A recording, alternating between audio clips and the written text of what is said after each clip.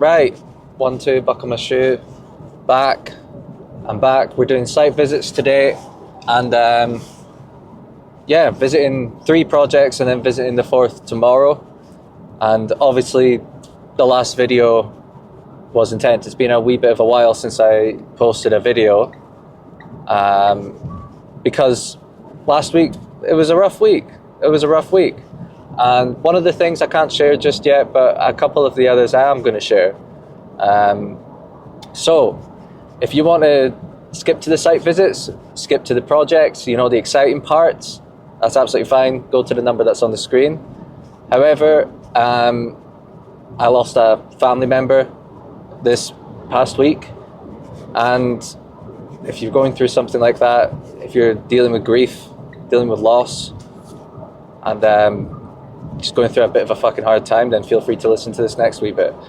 And I'm just going to wing it. Just speak from where my heart is, So last Tuesday, when I made that video, the 25th, I woke up and my crypto portfolio was all the way down, right?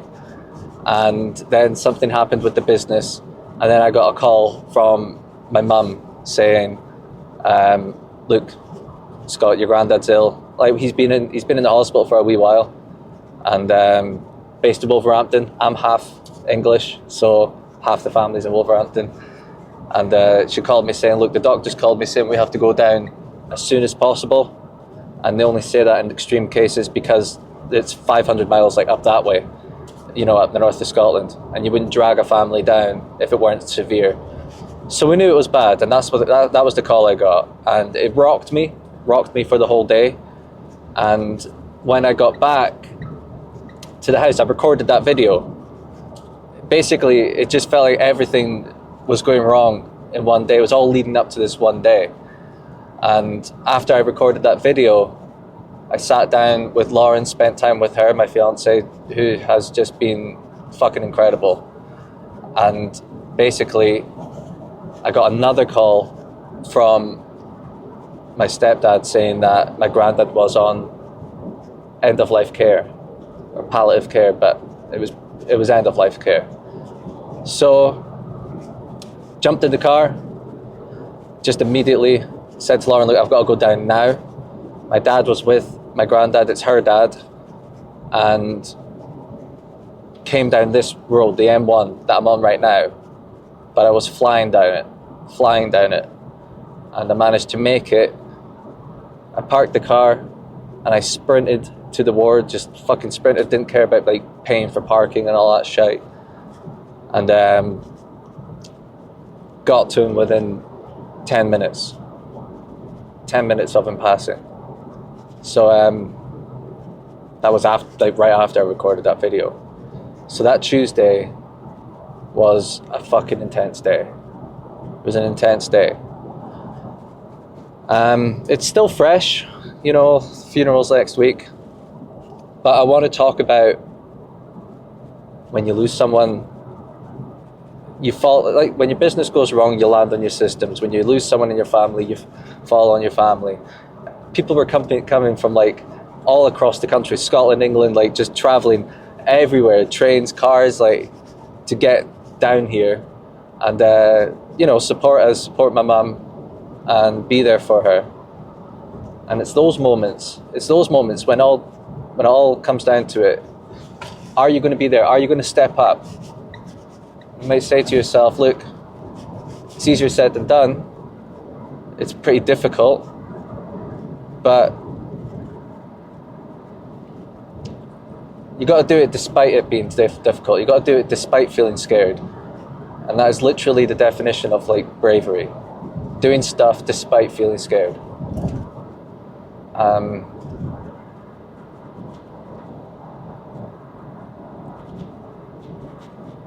When it comes to working, this job, I love doing it. I've worked every day since. I've done bits and bobs. I've stayed on top of it. I've not been proactive. I've stayed on top of things. I don't want things falling behind, but I've stayed on top of them. And, my clients have been understanding. Michael, my business partner, has been understanding. Scott, I'll hold down the fort. You do you. You got to be there for your family. That shit goes a long way. You really start to realize who's got your back.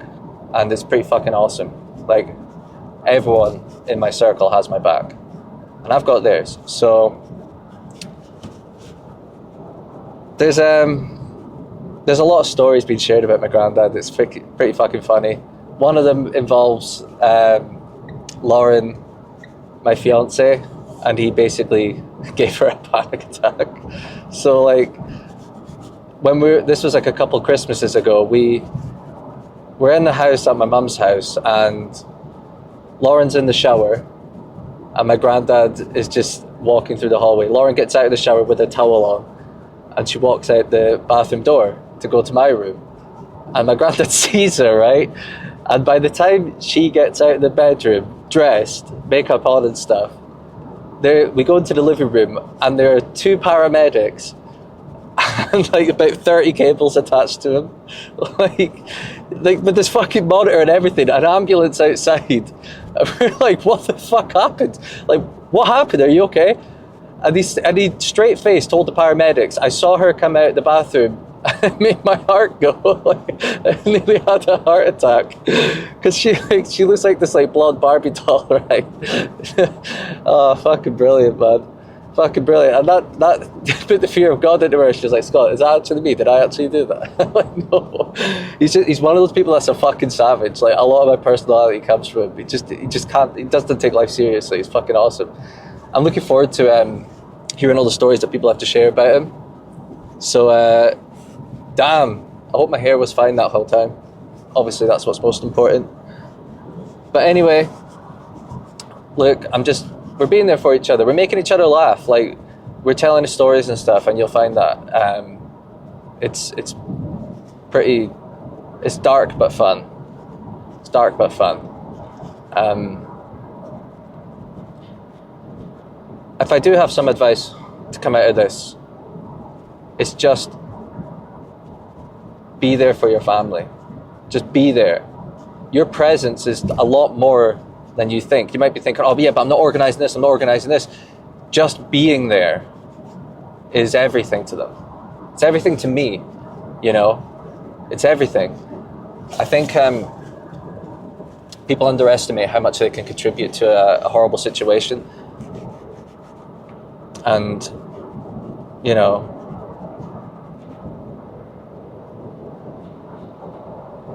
I think there's something that I wanted to say, and if you've made it this far, fair enough. I appreciate it. But there is something I want to say, and it's remembering that your parents are just adult children. Your parents are just adult children. Like, watching what I watched, you know, it just made me realize, like, that was my granddad's kid. You know, like my granddad's daughter, and we watched him pass away. And it was a very sobering reality to me, that reality check, that she's not just my mum, she was my granddad's daughter, you know, like, she was a kid once, and it's obvious, but I think if you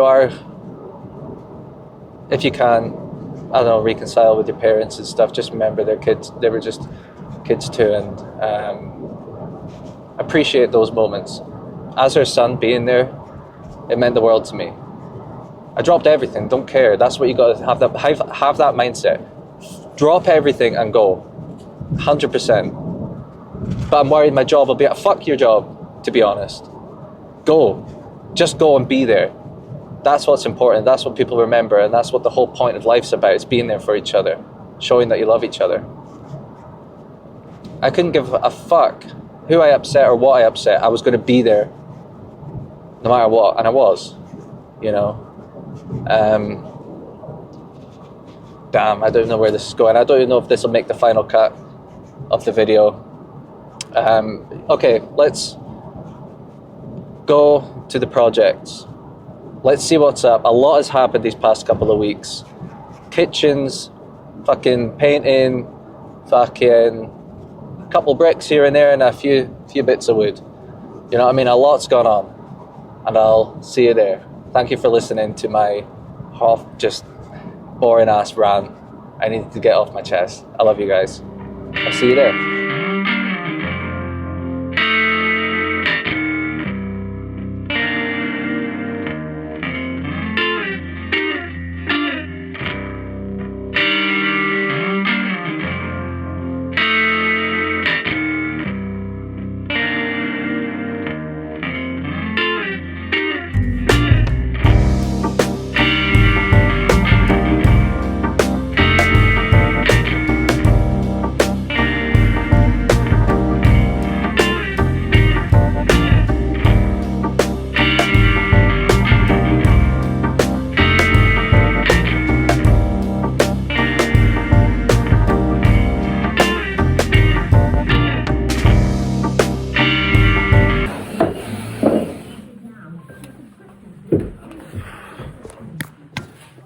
Right.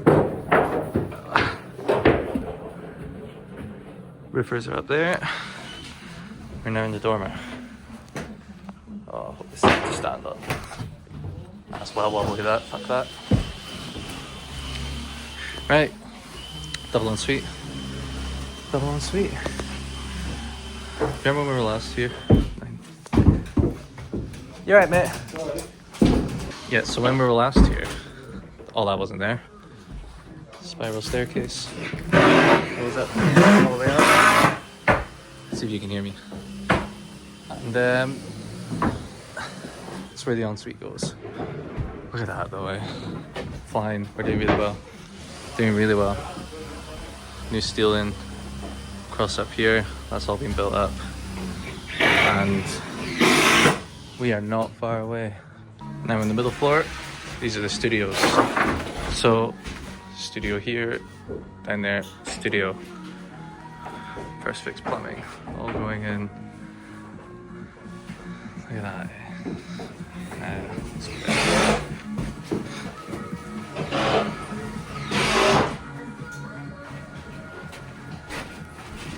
Yeah. I'm not gonna say much. I'm nervous about talking in front of all these people. But I'm really pleased with how this one's coming along. You're the reason I'm not afraid to fly.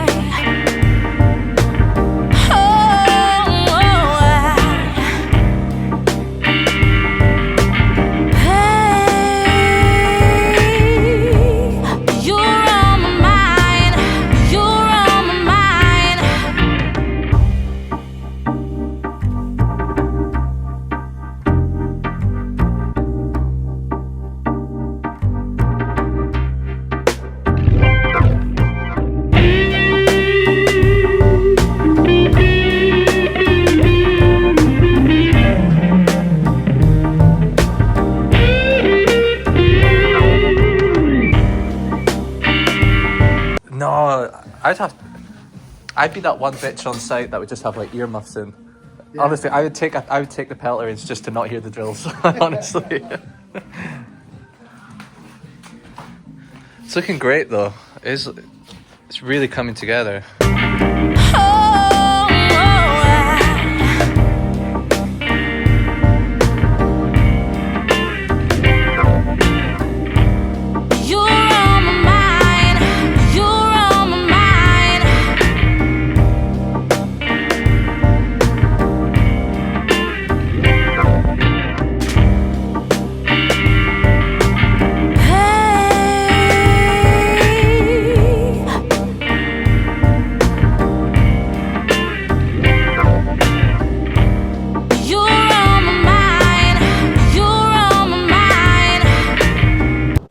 All right, that's the project's done, and I wish I could like have the confidence to talk in front of the camera, you know, like when I'm going around site.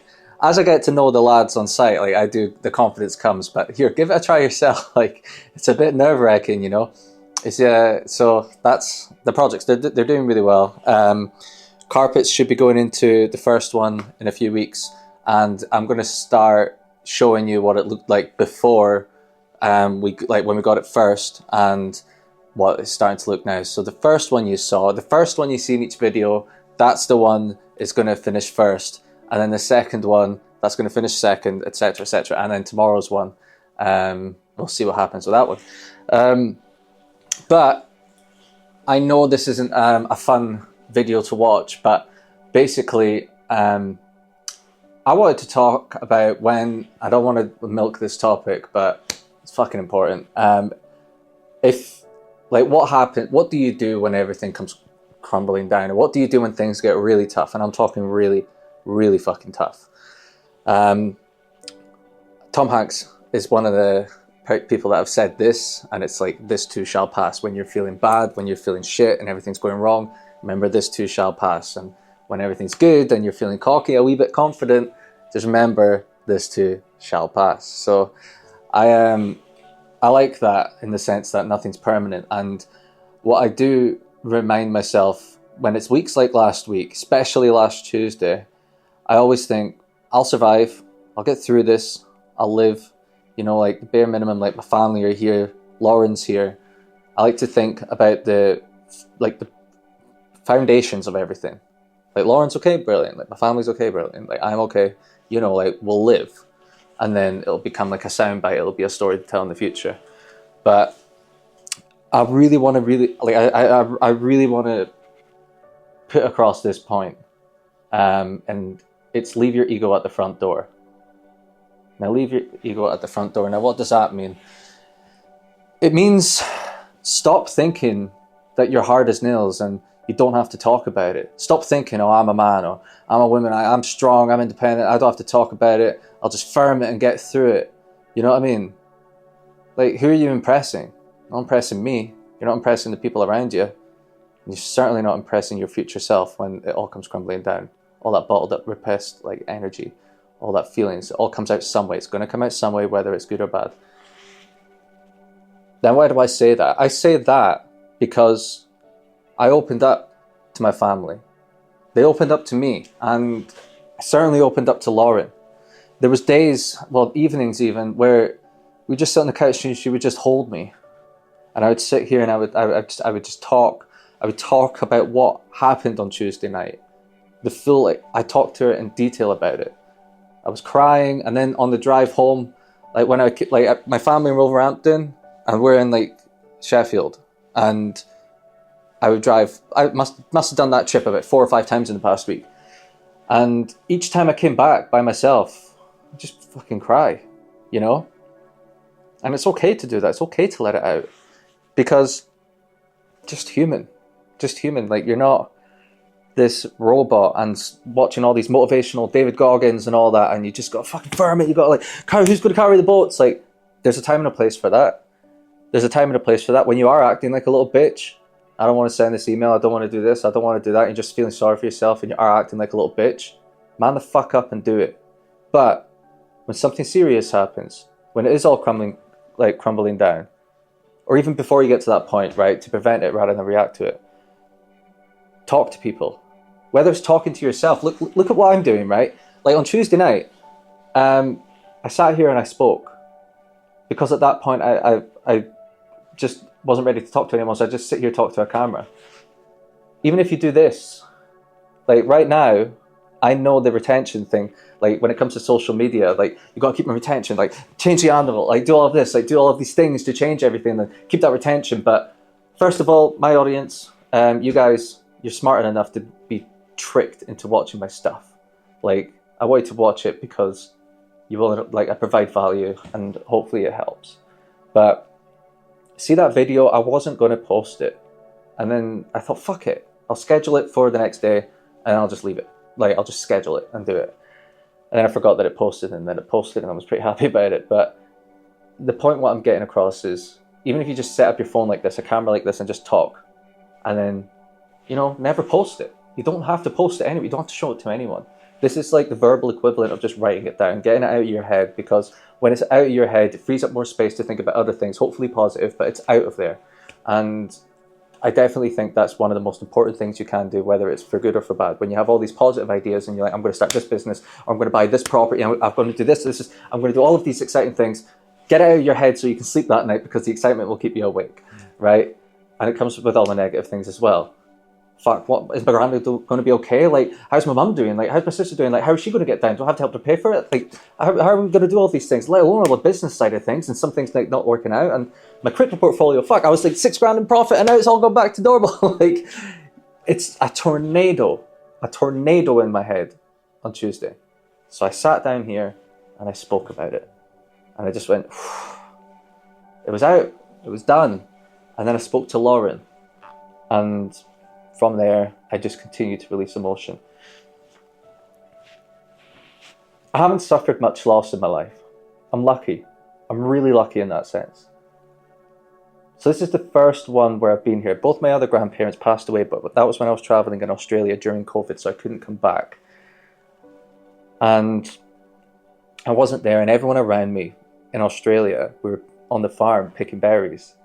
For piece rate, by the way, and they couldn't get fertilizer over the border because the borders were closed. So like, you get paid for how much you pick, and Obviously, I was getting paid fuck all because first I was slow. Second of all, there was no fertilizer, so nothing was growing. But I was in Australia, so when my other grandparents passed away in 2020, I was surrounded by people who, in the nicest way possible, didn't care. So I just got on with it. Just got on with life. I cried a bit, of course I did, but it was a nice feeling to be around people that weren't aware of what was going on, so it wasn't mourning. So this was my first experience. Not only being in the situation and mourning with people, like, actively, people around me, like, devastated, but also being in the room when it happened. And this touches on another point that I spoke about earlier. That's if I kept it in or not, because I did go on a wee rant earlier. But when you have to step up and you don't want to, like, you want to but you don't, do it. You do not want to regret not doing it. I don't know if it's too soon for me to share this story, but I don't even think my family watch YouTube, so let's just do it. I'm sure they won't mind. Spoke about earlier how I raced down to Wolverhampton, ran into the hospital, asked where's the Fair Oak ward, and I went straight up and he was there. The drive there, running there, I knew I was going into like a traumatic moment. I knew at the end of this journey, it's going to be a horrible, horrible experience. Horrible. And in that sense, I didn't want to do it. But my mum was alone in the ward, sat next to her dad in his final moments. And I wanted to be with her for that. And I wanted to be with him. Say goodbye and just thank him. Just thank him for all the fun memories. You know, which I did. And I'm really, really, really glad. But my want to be there for my mum and for my granddad, infinitely stronger than my want to not be there and you know, like, cower away from what I knew was going to be a bad moment. You know? It's a unique experience going into that. Very fucking unique. And I don't like it. I didn't like it. But I learned about myself that when it comes to the moment, when it comes to the chips are down, I know I'm going to fucking step up and do what I want to do and do what I need to do. And that's how confidence is built. Like, that's how you get confident. It's evidence-based, not theory. Rather than playing scenarios in your head, you know, like, oh, I would do this, I would do this, I would do this. When the chips are down, you actually got to do it. Are you actually going to do it? Have you done it? And that's why I feel confident that if someone needs me, I'm going to be there, despite how I feel. Okay? And I really want you, whoever's watching this, to think back on times. Were you there when someone really needed you? And I mean needed you. They didn't ask for you to be there, but you recognized the situation. You thought, fuck it, I'm going to step in and I'm going to help out. And if you can't think back to that, that's okay. Because now you can start working towards doing that. So when the opportunity does arise to help someone you care about, you take it. And you don't do it for you, you do it for them. But the byproduct is you will get confident. And you will learn that you've got what it takes. You know? This isn't a property-based video, really. It's more of a video diary, this one. I've learned a lot in the past week, and especially when it comes to like the business side of things. Like I've been like I mentioned earlier, I stayed on top of things. Like you might be thinking, Scott, okay, that's a personal side of things, right? But then you're like, Scott, okay, right, what happens when you are your boss and when you're your own business and you've got all these projects going on? All these problems still come up. Like projects don't suddenly start getting amazing when you've got things going wrong just to help you out, right? These problems still come up. What do you do? So again, it comes down to opening up to people. I told the builder, I was like, look, mate, this has just happened. It's a very horrific moment for me. Very horrific time. Still message me if something's going wrong because I want to solve it. Because these things can compound like a fucking beast, right? If they get unleft. So I was like, still message me. But make sure that all other options are exhausted before you message me. You're not just messaging me for the sake of it. You know, I don't mind that any other time, but not right now. I spoke to my business partner, Michael. I was like, look, this is what's happened. And he said, Scott, don't worry about it, I'll hold down the fort. Got it. And he did. You know, the lesson, what I'm trying to tell is fucking talk to people. You are not going to firm it. Yes, you might be like, oh, I'm going to bottle it up, but I'll stand by the business. I'm going to bury my head at work, bury my head in sand. What happens when you raise your head out of that? You've abandoned something, whether it's your family, whether it's your business, whether it's yourself, you've abandoned something. And it'll all come out in a horrible way at the end. So the systems I put in place for creating my reports, that helped me out. Like I said in a previous video, when it comes to do my reports for my clients, it used to take me hours and hours, and now it takes me about half an hour. So because I developed that system and cut out all the sludge, it only took me half an hour of my time, and then I could carry on being with my family. You know, like that sort of thing is good.